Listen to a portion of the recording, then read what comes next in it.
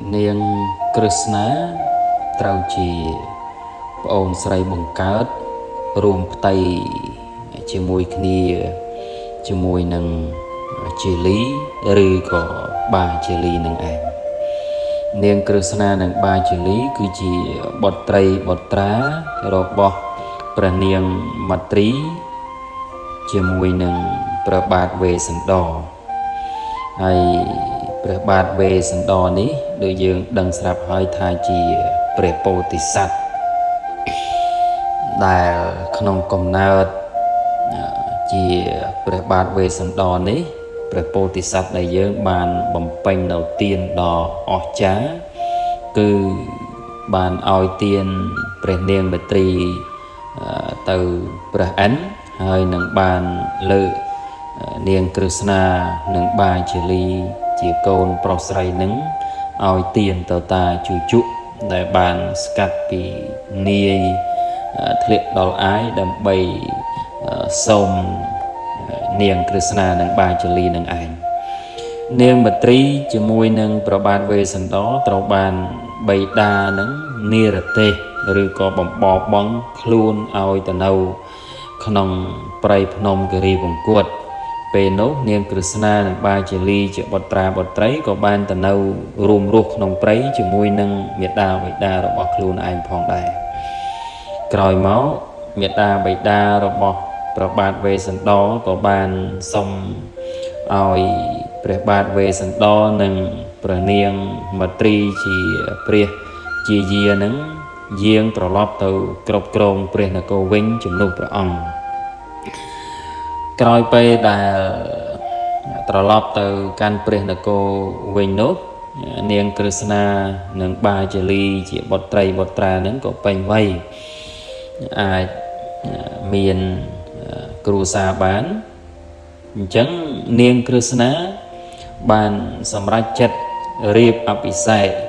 ជាមួយនឹងបងប្រុសបង្កើតរបស់ខ្លួនគឺបាជាលីនឹងឯងគឺយកបាជាលីជាបងប្រុសបង្កើតរបស់នាងនឹងជាស្វាមីដែលនាងសម្រេចយកបាជាលីជាស្វាមីនឹងដោយសារកាលនៅក្នុងព្រៃជាមួយគ្នានឹងបងប្រុសបង្កើតរបស់ខ្លួនគឺបាជាលីនឹងឯងគឺតែងតែស្រឡាញ់ថ្នាក់ថ្នមលួងលោមមើលថែឃុំក្រមនាងក្រឹស្នាណាស់មិនឲ្យព្រួយមិនឲ្យលំបាកអ្វីសំបីតែបន្តិចបន្តួចទេហើយសំបីតែពាក្យសម្ដីត្រគោះបោះបោគំរុះគំរើយពាក្យតូចពាក្យធំអីជាដើមក៏ជាលីមិនដែលប្រើទៅកាន់នាងក្រឹស្នាជាប្អូនស្រីបង្កើតរបស់ខ្លួនផងដែរព្រោះតែទង្វើដ៏ល្អរបស់បងប្រុសរបស់ខ្លួនយ៉ាងនឹងឯងបានជានាងក្រឹស្នាសម្រេចរៀបអភិសេកជាមួយនឹងបាជាលីជាស្វាមីរបស់ខ្លួនហើយនាងក្រឹស្នារំពឹងថាក្រោយពេលដែលរៀបអភិសេកជាមួយនឹងបងប្រុសរបស់ខ្លួនហើយបងរបស់ខ្លួនគឺបាជាលីនឹងឯងនឹងស្រឡាញ់ខ្លួន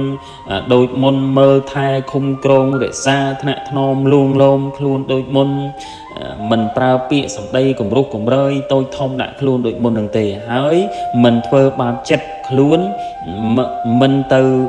មានស្រីខាងក្រៅពីខ្លួនជាដើមនឹងឯងគឺនាងក្រឹស្នារំពឹងយ៉ាងដូចនេះឯងក៏ប៉ុន្តែក្រោយពេលដែលបានរៀបអភិសេកជាមួយគ្នារួចហើយនៅជាមួយគ្នាយូរទៅ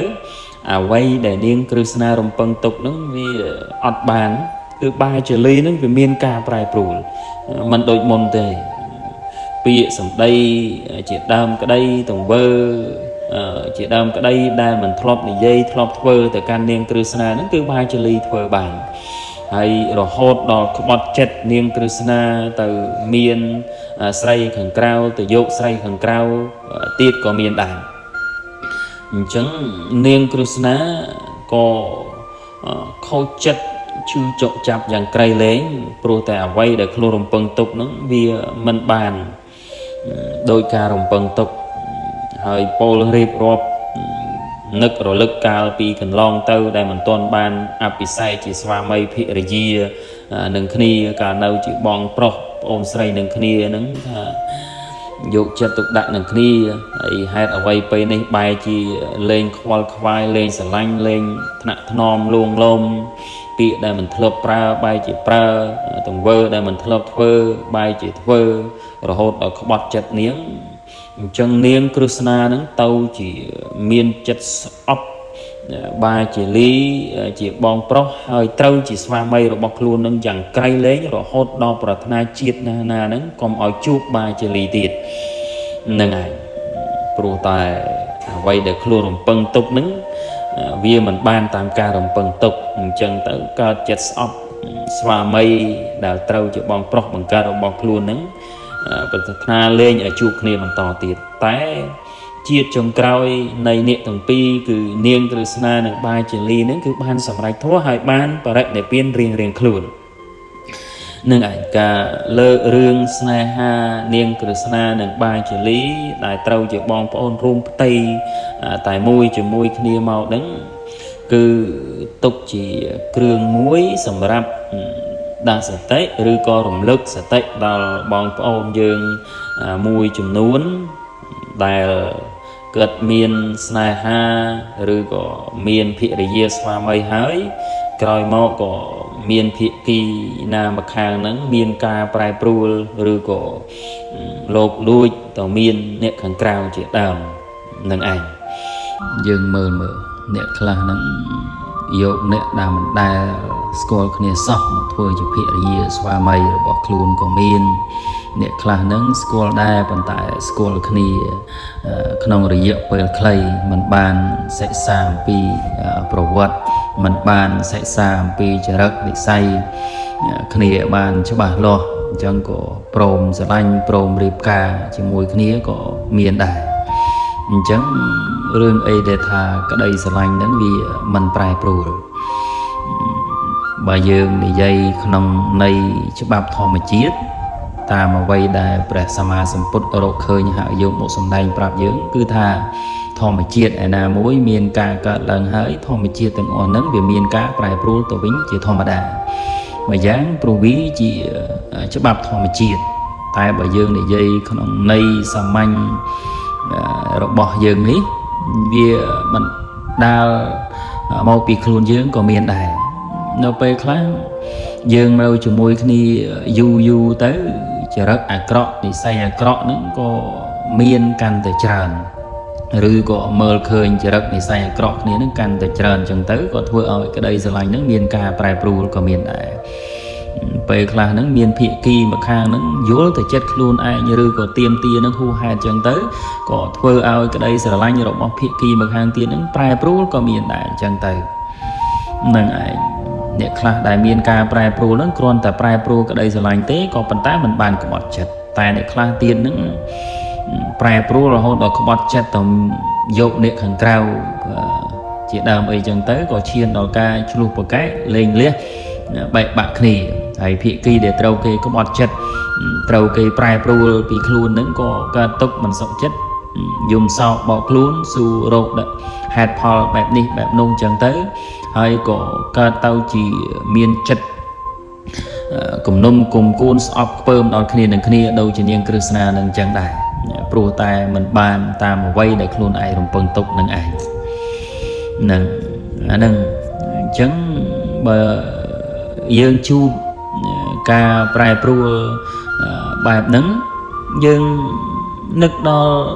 ស្នេហានាងគ្រឹស្ណានិងបាជាលីជាបងប្អូនបង្កើតនឹងគ្នានឹងទៅនឹកថាសំបីតែនាងគ្រឹស្ណាយកបាជាលីជាបងប្រុសបង្កើតរបស់ខ្លួនជាស្វាមីនៅតែគេប្រែប្រួលនៅតែជាលីក្បត់ចិត្តចុះតម្រាំអញនឹងយកអ្នកដតីផងរឿងអីដែលគេមិនក្បត់ចិត្តអញអាហ្នឹងបើសិនជាយើងជួបដៃគូរបស់យើងដែលមានការប្រែប្រួលយើងយករឿងនឹងមករំលឹកទៅហើយយើងយកព្រះពុទ្ធដីកាដែលព្រះពុទ្ធសម្ដែងប្រាប់យើងនឹងមករំលឹកសតិរបស់យើងផងទៅដើម្បីឲ្យយើងនឹងព្រមចិត្តទៅតាមការប្រែប្រួលសម្របចិត្តទៅតាមការប្រែប្រួលនឹងអញ្ចឹងទៅកុំឲ្យយើងនឹងកើតទុក្ខខ្លាំងក្លាបើយើងព្រមចិត្តបើយើងសម្របចិត្តទៅតាមការប្រែប្រួលដែលបានកើតឡើងដែលយើងមានហើយនឹងយើងមិនសូវជាកើតទុក្ខខ្លាំងក្លានឹងទេយើងដែលកើតទុក្ខខ្លាំងក្លានឹងដោយសារតែយើងមិនព្រមចិត្តតាមការប្រែប្រួលនឹងឯងនឹងអានឹងលើករឿងស្នេហានាងគ្រឹស្ណានិងបាជាលីមកគឺចង់ រំលឹក